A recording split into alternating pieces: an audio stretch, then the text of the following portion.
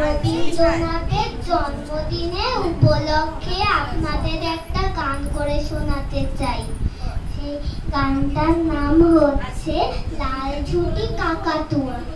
লাল ঝুঁটি কাকাতুয়া ধরেছে যে বায়না, চাই তারে লাল ফিতে চিরুনি আর আয়না। বেদ বড় লাল ছেড়ে দিয়া রং শাড়ি চাই, মন ভরা রাগ নিয়ে হলো মুখ ভারী তাই।